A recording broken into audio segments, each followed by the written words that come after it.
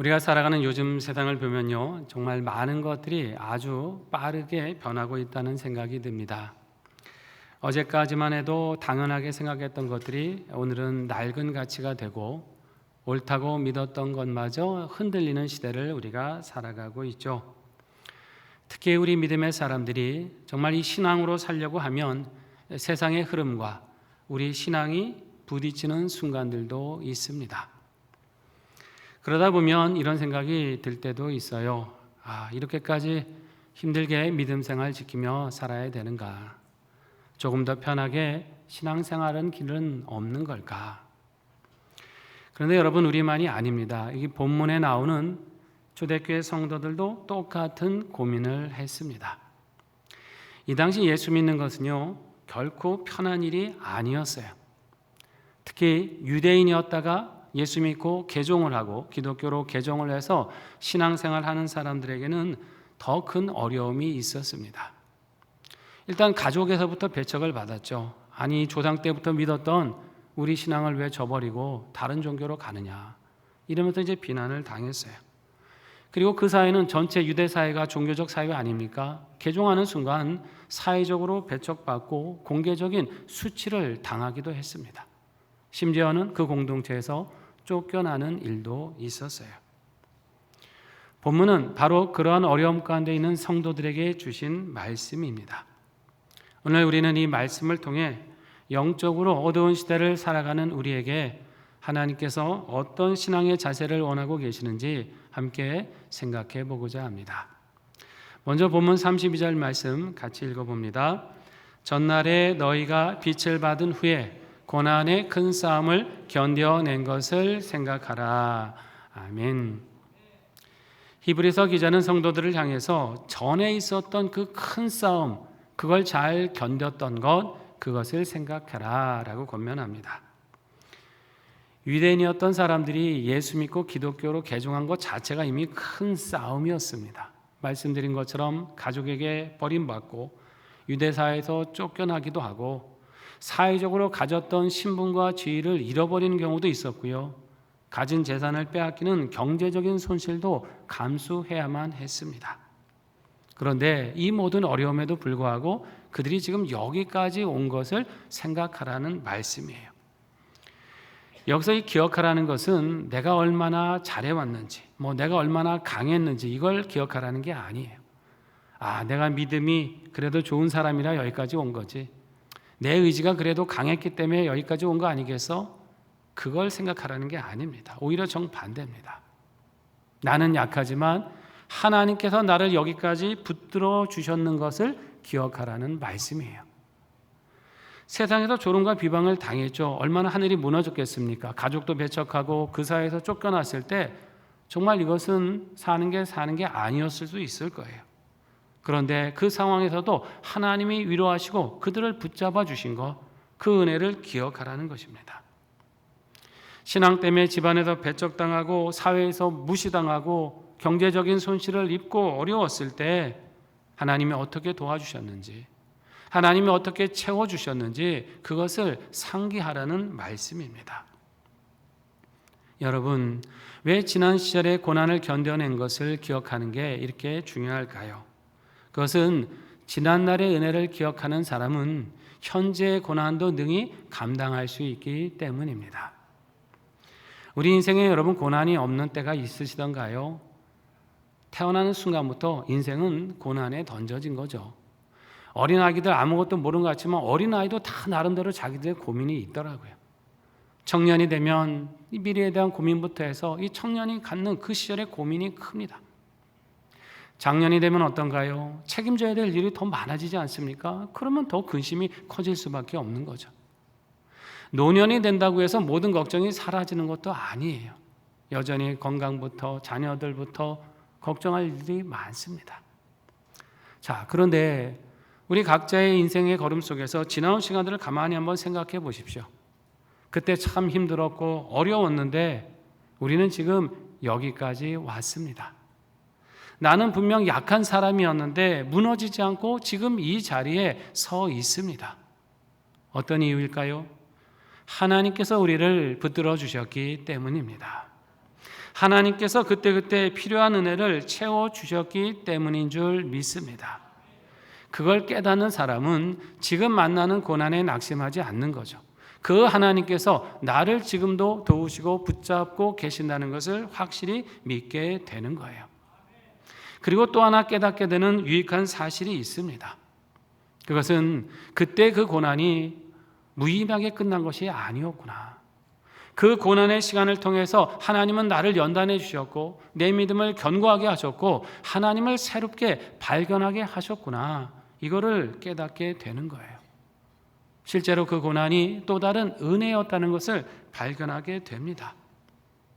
그래서 그 시간을 통해서 믿음이 견고해지고 하나님을 깊이 알게 되면서 이제는 어떤 문제를 만날지라도 그 하나님만을 의지하는 것을 그 삶의 능력으로 삼아갈 수 있는 것, 여러분 이것이 은혜 중에 은혜요 복 중에 복인 줄 믿습니다.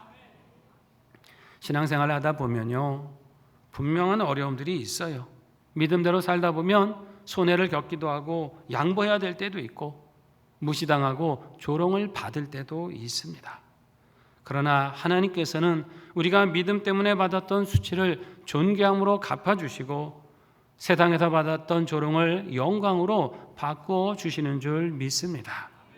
이것을 기억하시고 신앙생활에 어려움을 만난다 할지라도 여러분 낙심치 말고 믿음으로 늘 나아가시기를 바랍니다. 말씀해 보면 세상이 우리에게 도전해 올 때 우리가 가져야 될 또 다른 신앙의 태도에 대해서 말씀하고 계십니다. 35절 말씀인데요. 같이 읽어볼까요? 그러므로 너희 담대함을 버리지 말라. 이것이 큰 상을 얻게 하느니라. 아멘. 뭘 버리지 말라 그러십니까? 담대함을 버리지 말라. 이 담대함이라는 말은 거리낌이 없다, 확신한다, 이제 이런 뜻이 있어요. 그러니까 단순히 감정적으로 나는 할 수 있어, 용기를 내야지 이걸 말하는 게 아닙니다. 이 담대함은 하나님에 대한 신뢰, 그리고 하나님이 약속하신 것에 대해서 확신을 가지라는 말씀이에요. 그러면 우리가 하나님에 대해 어떤 확신을 가지며 살라는 말씀일까요? 나를 구원하신 하나님, 끝까지 나를 지키실 하나님, 이 하나님을 확신해야 합니다.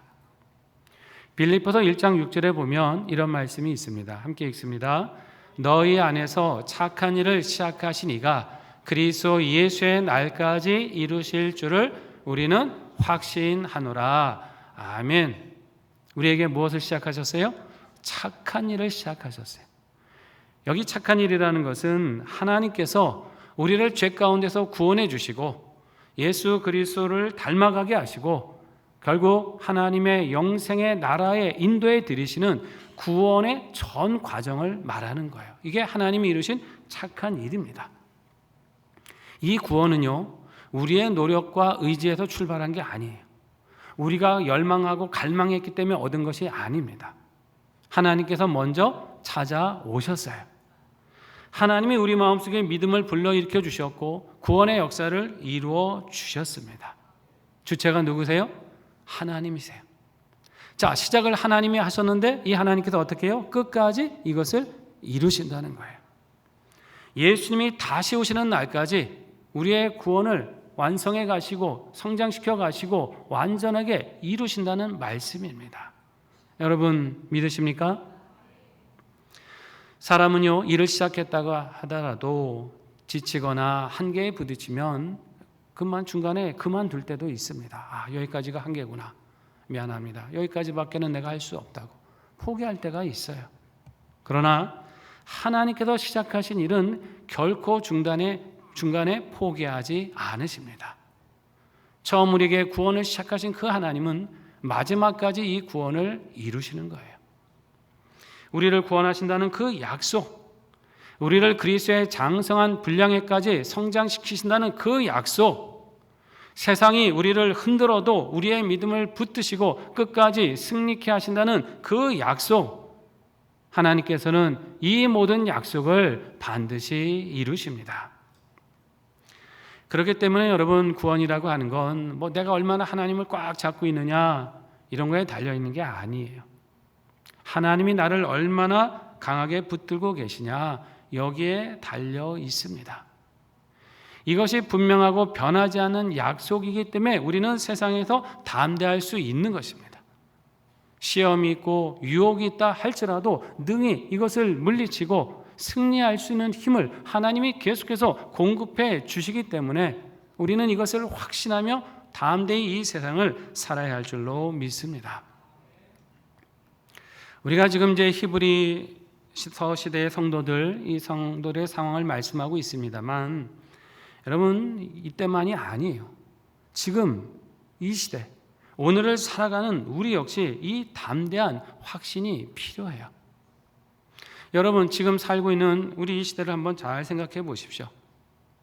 우리가 살아가는 이때가 기독교 신앙에 대해서 호의적이고 이 신앙을 환영하는 시대입니까? 그렇지 않습니다. 점점점 하나님과 멀어지잖아요. 곳곳에서 하나님을 대적하고 그 말씀을 배척하는 일들이 일어나고 있습니다. 신앙의 박해가 공산권, 이슬람권 어떤 특정한 지역에서만 일어나는 것이 아니에요. 세상 전반에 기독교에 대한 반감이 커지고 있고 기독교인의 양심과 신앙을 억압하려는 그 문화도 점점점 팽배해 가고 있습니다. 이달 초에 한 기독 일간지에 그런 기사가 실렸어요. 이스라엘의 예루살렘이라고 하는 곳 아시죠? 우리가 종종 아는 성지 아닙니까? 이 예루살렘에서 이 기독교를 혐오하는 그런 일들이 벌어지고 있다는 기사였습니다. 여기 이 유대교 청년들이요, 이 현지 기독교인들을 향해서 침을 뱉고 언어적인 폭력을 가하고 심지어 물리적인 폭행을 가하는 일이 점점 늘어나고 있다고 합니다. 이들은 기독교인을 모욕하는 것을 일종의 종교적 의무라고 생각한다는 거예요. 그래서 점점 노골적으로 적개심을 드러낸다는 겁니다.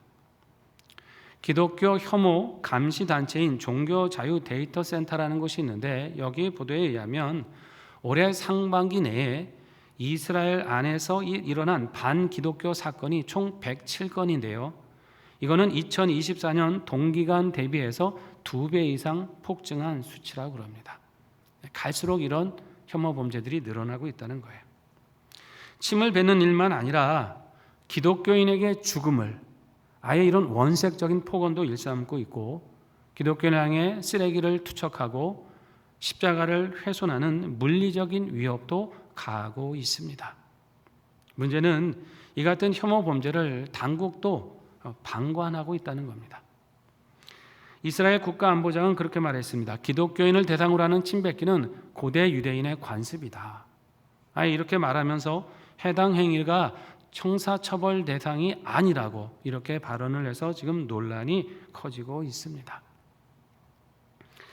지금 우리가 세상을 보면 알고 계시죠. 기본적으로 기독교 국가로 알려진 서구 사회들도 이 네오마르크시즘의 영향 때문에 그것이 사상이 되고 법이 되고 하면서 반기독교 정서로 무너져가고 있는 건 여러분 많이 알고 계실 겁니다. 제가 말씀드린 바도 있지만 영국과 프랑스, 독일 같은 나라, 우리가 생각할 때는 전통적인 기독교 국가 아닙니까? 근데 이런 사회 속에 이 네오마르크시즘이 침투하고 이것이 사상이 되고 법안이 제정되고 하면서 이제는 기독교인들이 오히려 역차별을 받는 그런 문화가 빈번하게 일어나고 있지 않습니까?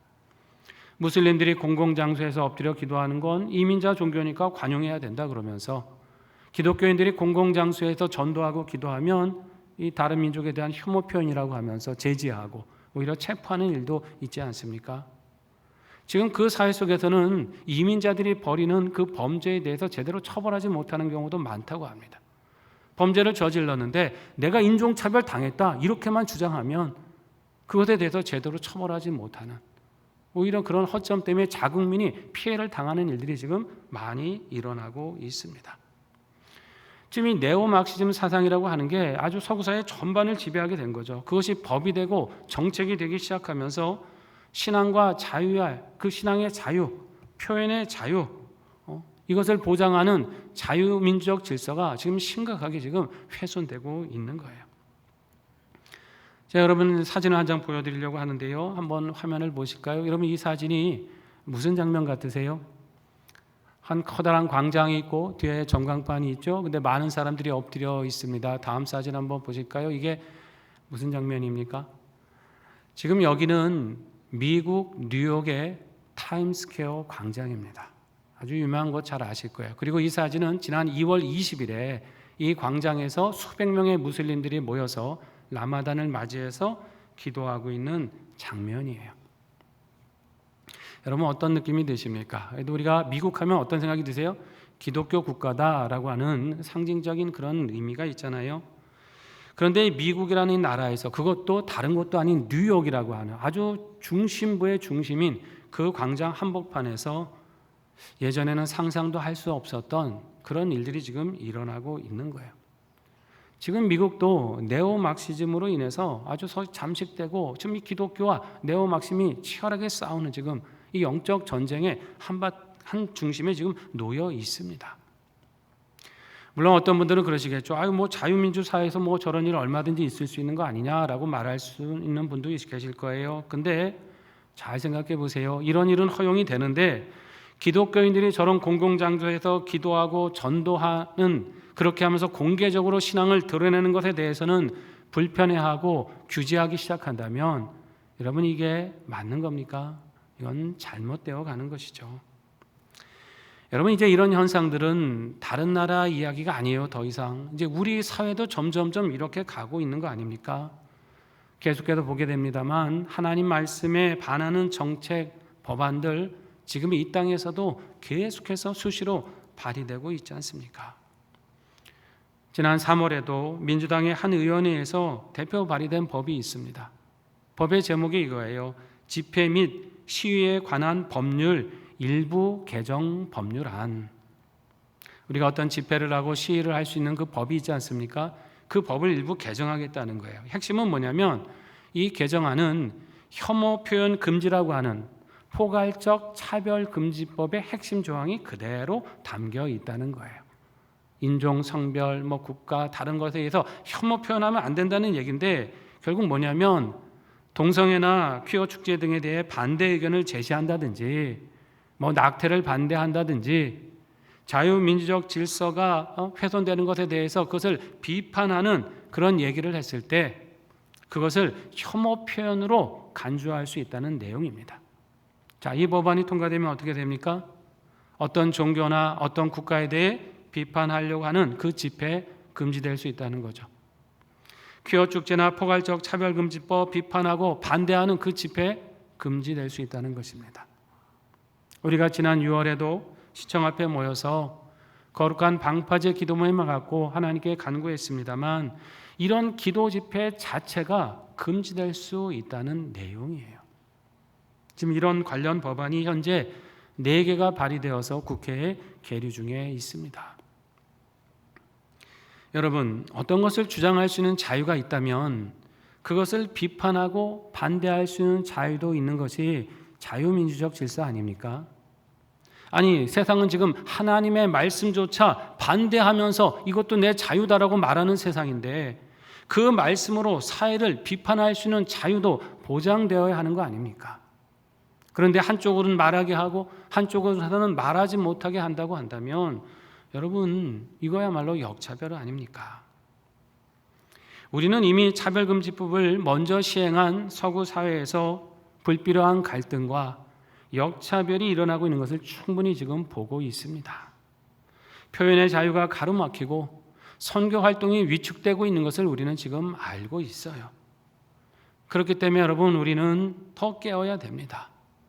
차별을 막는다는 명분 아래 신앙과 양심의 자유가 침해받고 표현의 자유가 억압되고 나아가 선교의 길이 막히는 이런 일이 일어나지 않도록 우리는 더욱 깨어 기도하며 목소리를 내어야 할 줄로 믿습니다.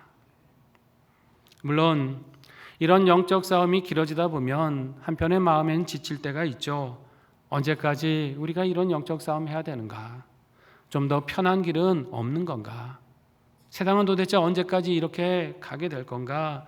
이러면서 약간 낙심하는 마음이 들 수도 있습니다.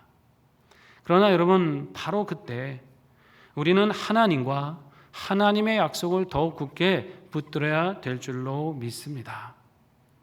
세상이 우리를 흔들어도 하나님께서 우리를 붙드실 것이라는 이 확신, 세상이 비진리로 타락해 가도 결국 진리가 승리한다는 확신, 그리고 머지않아 하나님께서 선악간의 모든 것을 심판하시고 하나님의 뜻대로 이 모든 역사를 바로잡아 주실 것이라는 이 확신을 붙들고 살아야 합니다. 이 확신을 가진 사람은요, 어떤 상황을 만날지라도 인내하고 견디고 하나님의 뜻대로 살아갈 수 있습니다.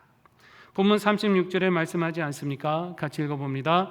너희에게 인내가 필요함은 너희가 하나님의 뜻을 행한 후에 약속하신 것을 받기 위함이라. 아멘. 우리에게 뭐가 필요하다 그러세요? 인내가 필요하다. 여러분, 인내는 그저 참고 버티는 게 아닙니다. 성경에서 말씀하는 여기 인내는 내가 믿고 확신한 것에 견고하게 서 있는 것이에요.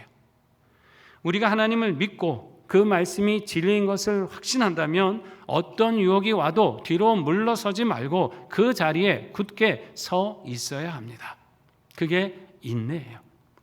그리고 여기 아주 중요한 말씀이 있죠. 무엇을 행한 후에? 하나님의 뜻을 행한 후에 라는 말씀이 있어요.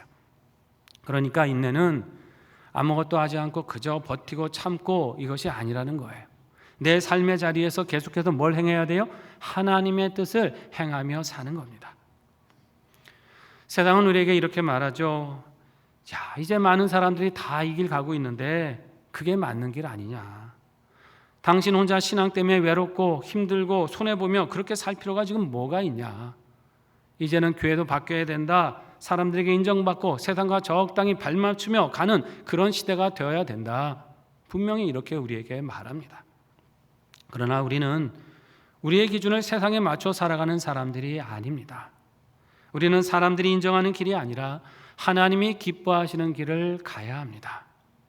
세상이 뭐라 하든지 하나님께서 약속하신 구원과 하늘의 상급을 바라보면서 내게 주신 삶의 자리에서 하나님의 뜻을 행하며 살아야 합니다. 어떤 상황에서도 내가 그리스도인이라는 것을 자부심을 가져야 되는 거예요. 세상이 이렇게 험하다고 신앙을 감추는 사람이 아니라 나는 이 시대 하나님의 뜻대로 행하는 그리스도인이라는 자부심을 가지고 신앙의 양심을 지켜가고 말씀에 어긋난 가치와 문화는 단호하게 거절하면서 진리를 따라야 될 줄로 믿습니다. 그러면 여러분, 우리가 이런 시대에 어떻게 그런 삶을 살아갈 수 있습니까? 우리의 의지만으로 되겠습니까? 아니에요. 우리의 구주이신 예수님께서 곧 다시 오실 것이기 때문에 우리는 그 믿음을 가지고 얼마 남지 않은 이 때를 우리 하나님을 위해서 살아가는 것입니다. 본문 37절과 38절에 있죠. 함께 읽어볼까요? 잠깐 후면 오실 이가 오시리니 지체하지 아니하시리라. 나의 의인은 믿음으로 말미암아 살리라. 또한 뒤로 물러가면 내 마음이 그를 기뻐하지 아니하리라. 아멘. 주님께서 언제 다시 오신다고요? 잠깐 후면 다시 오셔요. 지체하지 않으십니다. 오실 리가 오시리니 라고 말씀하시죠. 여기 오신다는 표현이 2번 나오는데요. 우리말 성경에는 똑같이 이제 오신다라고 되어 있지만 원문 성경에서는 서로 다른 단어를 쓰고 있어요. 앞에 오신다는 말은 에르코메노스라고 해서 말 그대로 이렇게 찾아오시는 거, 방문하시는 거, 이걸 말하는 건데요. 뒤에 오신다는 것은 다른 단어예요. 헥세이라고 하는 단어를 쓰는데 이거는 구원과 심판하시기 위해서 오신다라는 뜻이에요. 그러니까 예수님이 다시 오시게 되면 하나님을 대적하고 신앙을 박해하고 세속의 거짓된 흐름을 따라 살아갔던 사람들은 심판을 받게 되고, 경건함으로 인내하면서 믿음을 지킨 사람들은 영원한 구원으로 들이신다는 것입니다. 그 목적을 가지고 이 땅에 오시는 거예요. 그렇기 때문에 그걸 바라고 믿음을 지키며 인내한 사람들, 세속의 흐름을 거스리며 하나님의 뜻을 행하며 힘들지만 하루하루 그렇게 살아간 사람들에게 그 날은 결코 두려움의 날이 아닙니다.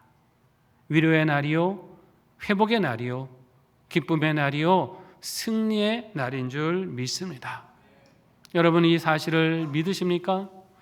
그걸 믿는다면 우리가 어떻게 세상 유혹에 굴복할 수 있겠습니까? 아무리 세상이 우리를 미혹한다 할지라도 그 길 갈 수 없는 거예요. 이걸 안다면 우리는 끝까지 인내하며 주님의 뜻을 하루하루 행하며 살아야 될 줄로 믿습니다. 사랑하신 성도 여러분, 하나님이 이 같은 은혜의 구원을 우리에게 약속해 주셨어요. 그리고 이것을 반드시 이루실 것이라고 하셨고, 우리가 그렇게 믿음으로 살아갈 때 놀라운 하늘의 상급을, 천국을 상속받는 자로 우리를 삼아 주셨습니다.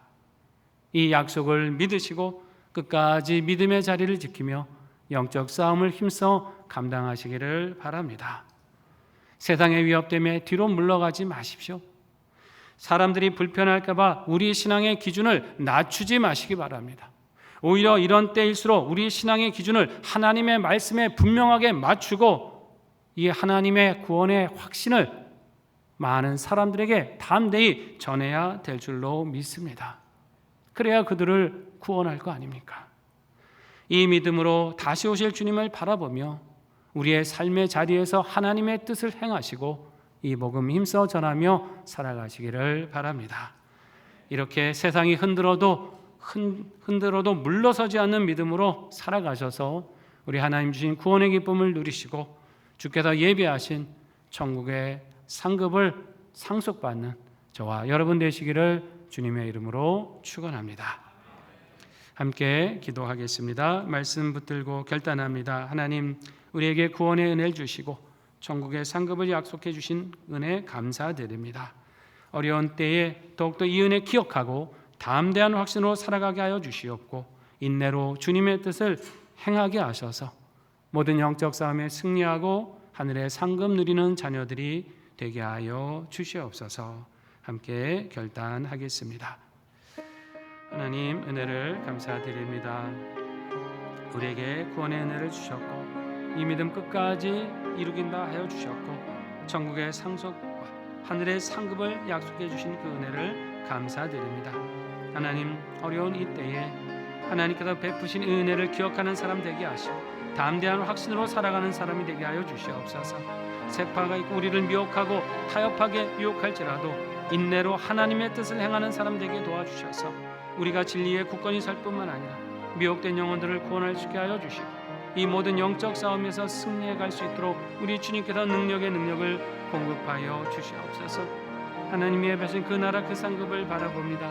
잠시 잠깐 오면 다시 오실 우리 주님을 바라보며 나아갑니다. 하나님, 이 때가 얼마 남지 않은 것을 알고 기도하며 간구하게 하시고 그렇게 바라고 나갈 때 우리 하나님께서 우리의 신앙을 견고히 붙잡으시고 주시고 세상에다 승리하는 자, 존귀한 자로 하나님 영광 나타나는 자로 인도하여 주시옵소서.